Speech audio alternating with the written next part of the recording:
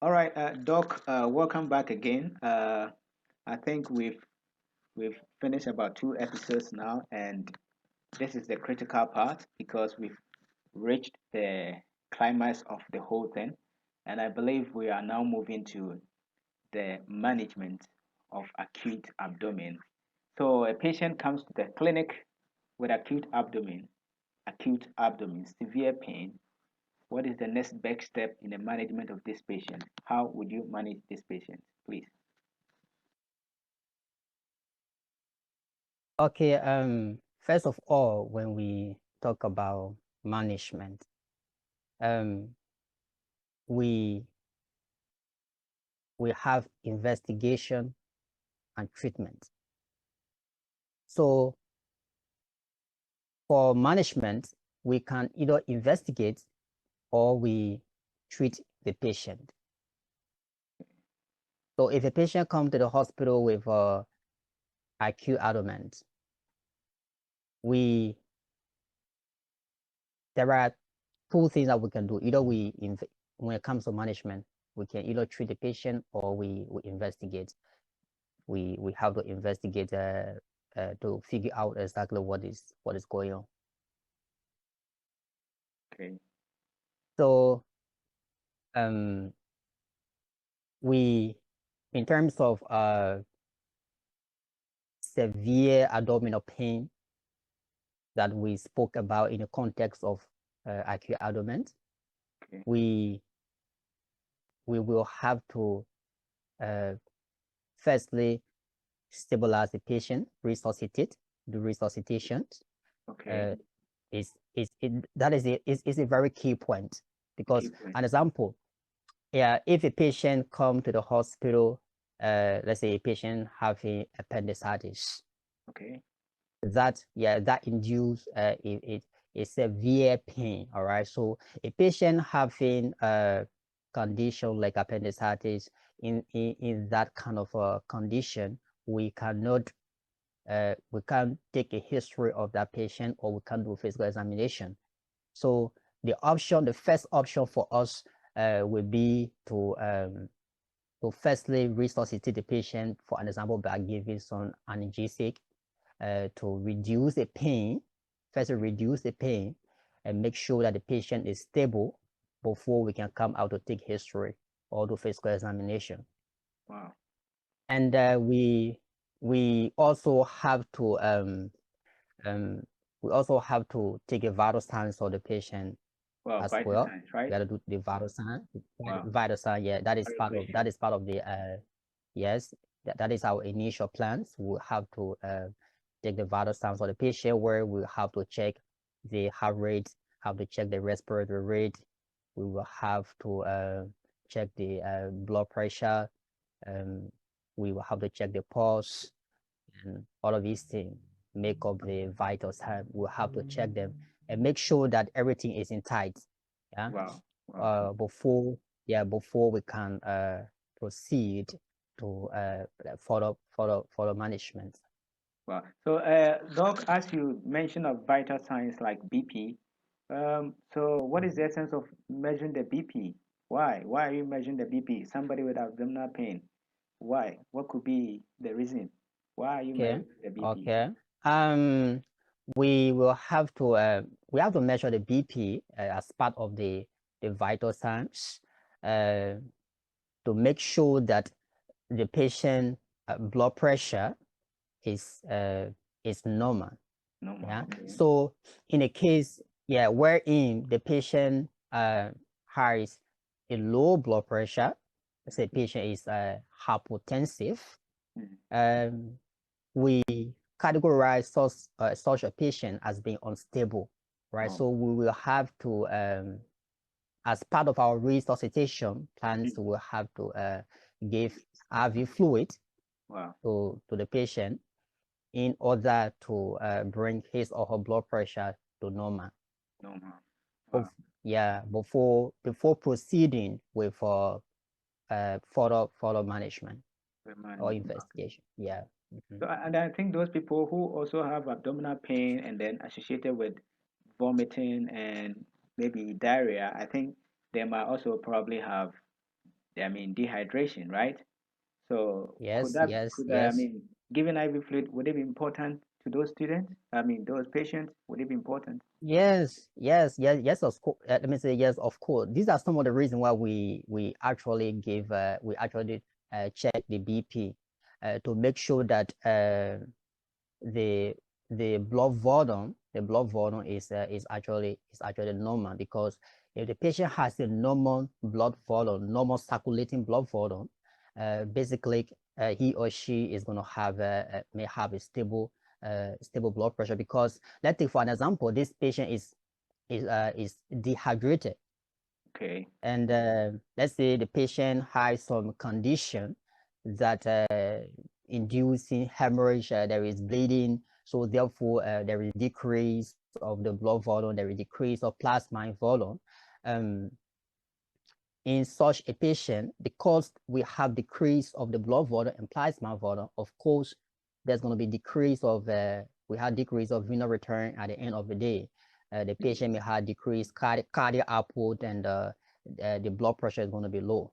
So our purpose of giving fluid to the patient is to make sure that he or she blood volume is normal, to Okay. bring it to normal, so that the venous return can also be normal, and the cardiac output will be normal, and the BP can also return to normal as well. Normal as well. And then the dehydration will go away. The patient will become hydrated, right?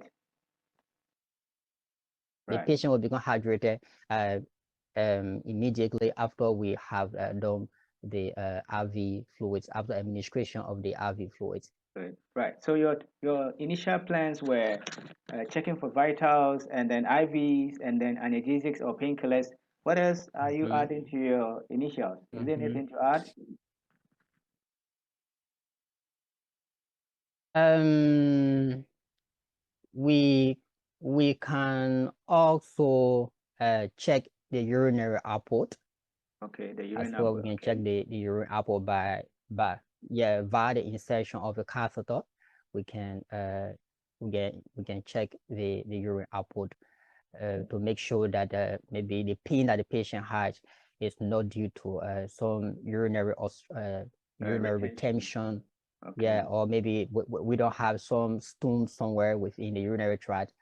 Mm. So we will have to check the urinary output to make sure that there is no to make sure that we are clear with the urinary system as regard to the pain that he or she may be feeling. So I think this calls for alarm. So it means such patients should be treated as inpatient. Probably because acute abdomen should be treated as inpatient, because it shouldn't be something that you should go to the OPD and then later refer the patient back home as outpatients. No, I don't think so. So I think in acute setting we should consider such patient as inpatient, whether we put them on the hospital floor, maybe in the hospital floor, Mm-hmm. in the ward, or maybe in the emergency room, something like that. Right. So this is the initial plan, right? All right. So what is Yeah. your next best step in the management after this initial plan? Is there any other further management? Yeah. So as I said, that will be our initial plans to make sure that the patient is stabilized. So the purpose of resuscitation is to make sure that the patient is stable. Stable. Okay. The patient is stabilized. Now, if the patient has been stabilized, then we can now proceed with follow management, where Okay. we have to do a history, and then do a full physical examination to figure out what is happening. So we can ask the patient if the patient is able to communicate with us. We can ask the patient during the course of our history taking, or we can ask the accompaniment of the patient, or maybe some a relative or anybody that may accompany the patient to the hospital. We can ask to get our history. Then after the course of that, we can do a physical examination. So that would be our next Step. our So next step. what Yeah. would be your component? The component of your physical examination. what will be your components? I mean, the components of the physical exam. Will it going to be the So inspection? What? for the for physical examination in general, physical exam the steps of physical examination in general include inspection. We are inspections. We have palpation. We Okay. are auscultations, and then we have the caution. Location. That is 4. So in the context of physical examinations of the abdomen, the order is different. Okay. So for physical examination of the abdomen, we can do inspection. We can inspect. We can do auscultation. We can auscultate. We can percox, and then we palpate the Wow. abdomen. Wow. Yeah. So that would be the component of the physical exam, right? Okay. Yes. Sure. So based on that, you are done with your physical examination. Your history is gone. Physical exam is gone. What is next? Anything? Yeah. So after we have done our physical examination, we have done a history, the physical examination, everything. We can do some texting, all right? We Okay. can I mean, order. We can order. investigation. Yeah, Okay. we can do investigations to be able to give her a clue of exactly what is happening to the patient. Wow. Wow. So Wow. we can do CBC or FBC. That is checking the complete blood count, or Okay. we say full blood count. Okay. And we can also check. We can also do some imaging, like some medical imaging to give a clear picture of exactly What? what is going on. So Yeah. what are the images that you are going to? I mean, the imaging that you are going to order. Can you give us a clue about those imaging testing or whatever the lab test? Can you give us a All right. clue about So that? so for the imaging, we cannot just order a test for a patient just blindly. All right. Okay. So in order to order for a specific test or imaging, there should be something on our mind that we are going to be thinking about, and on the Okay. basis of that, we can order the a specific imaging Imaging. in Okay. order, yeah, to know what is going on. So for an example, if we are suspicious of abdominal, let me say, bowel obstruction, we Okay. can do a plain radiograph. Let's say a patient comes with abdominal pain and other associated clinical manifestation, and I, as a physician, I feel that this patient has bowel obstruction, right? Or So, intestinal obstruction. or intestinal obstruction. Okay. So I can, after I have done all of my procedure, physical examinations, I have done history, taking all of that, I can do a plain radiograph of the abdomen to give me a clear picture of exactly what's going on in there. Wow. And we can also do ultrasound in the context of let's say um, in the context of where we are suspecting some inflammation going on, some infection. We can do ultrasound, like in the case of appendicitis, pancreatitis, we can do ultrasound.